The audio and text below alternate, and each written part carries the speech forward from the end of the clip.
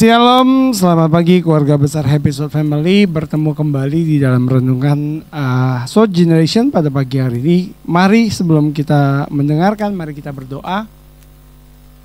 Bapa kami yang baik, Bapa kami yang luar biasa, kami bersyukur buat pagi hari ini. Kami masih diberi kesempatan untuk kami boleh buka mata, kami boleh merasakan kasih Tuhan, kami sehat. Terima kasih Bapa yang baik. Biarlah renungan pagi ini kami boleh dengar simpel dan boleh menjadi pelaku firman. Terima kasih. Hanya di dalam nama Tuhan Yesus kami sudah berdoa dan mengucap syukur. Haleluya. Amin. Selamat pagi Bapak Ibu. Judul renungan pada pagi hari ini saya beri judul Jangan Ragukan Kuasanya. Kuasa siapa Bapak Ibu? Kuasa Tuhan. Oke. Firman Tuhan terambil di dalam Yeremia 29 ayat 11. Dikatakan di sini bahwa sebab aku ini mengetahui rancangan-rancangan apa yang ada padaku mengenai kamu.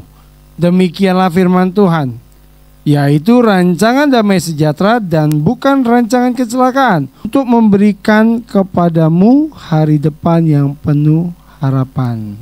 Oke. Firman Tuhan ini simpel ya Bapak Ibu. Mungkin Bapak Ibu sering dengar tentang Yeremia 29 ayat 11 dikatakan bahwa rancangan-rancangan Tuhan, rancangan buat kita bukan rancangan kecelakaan tetapi rancangan damai sejahtera yang mendatangkan kebaikan buat kita gitu.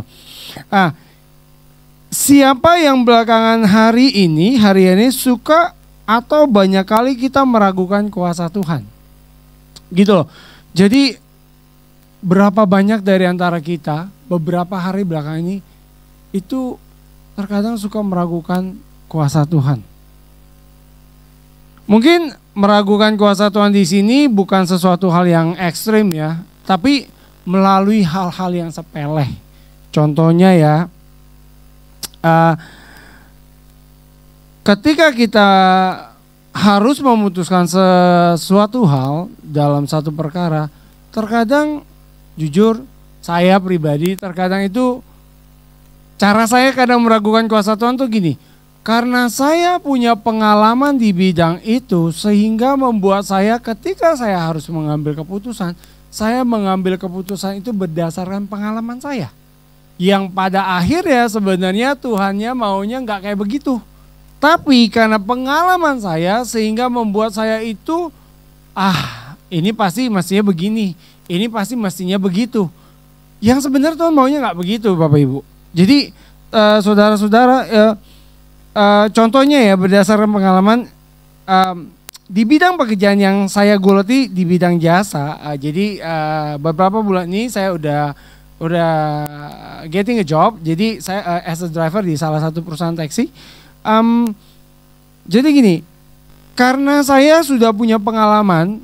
Contoh, setiap pagi saya harus mencari tamu. Jadi saya pakai pengalaman saya nih. Oh, saya hari ini pagi ini saya mesti ke sini, mesti ke sana supaya saya dapat orderan gitu kan. Padahal Bapak Ibu tahu ketika saya keluar dari tempat dari pool saya berdoa tuh buat mobil, buat semuanya biar Tuhan yang pimpin. Tapi terkadang ketika saya sadari, loh, kok saya sudah berdoa tapi saya masih pakai ini pasti kemarin rame. Padahal saya yakin Tuhan maunya gak kayak gitu. Ketika lu udah berdoa, lu jalanin aja. Sisanya Tuhan yang pimpin. Sisanya Roh Kudus yang pasti pimpin lo. Gitu loh. Jadi terkadang ketika saya mengambil tindakan itu, saya sempat ragu nih. Tuhan, ketika udah jalan ya, udah agak siang menuju sore, tapi orderan saya belum mencapai target, belum memenuhi kriteria target. Saya bilang, aduh Tuhan, kemana saya harus jalan ya? Semestinya itu nggak boleh terjadi. Kenapa?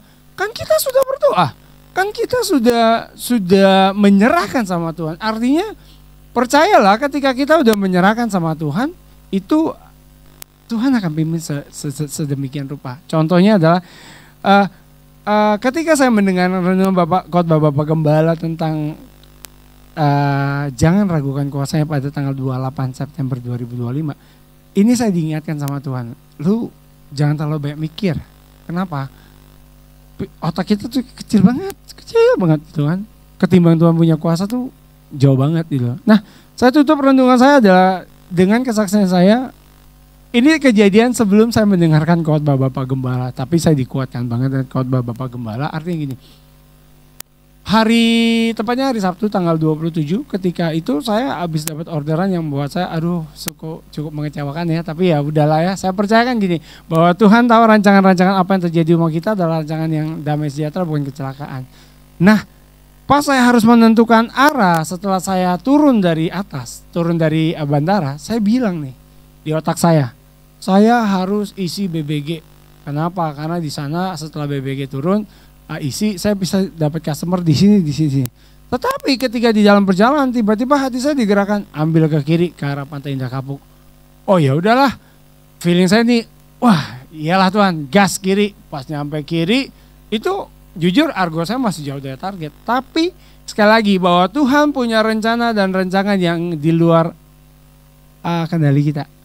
Nah pada saat saya nikung ke kiri ke arah Pantai Indah Kapuk, tiba-tiba ada hailing melambai dia dari awalnya dia mau ke satu tujuan, tiba-tiba ketika saya background saya suka nawarin tentang yang tempat-tempat yang hype di daerah peak, so si customer mau saya temenin, argo nyala semua saya temenin, sampai satu kali ketika di tempat terakhir si customer saya bilang, Pak sampai sini aja, nanti saya calling lagi. Oke.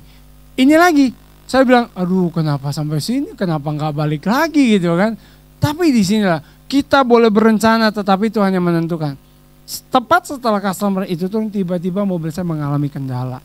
Nah di situ saya bilang ini, bahwa rancangan kita nggak seperti rancangan Tuhan. Tuhan tahu apa yang terjadi. Setelah si customer turun, barulah mobil itu bermasalah dan saya harus balik ke bengkel, balik ke pool.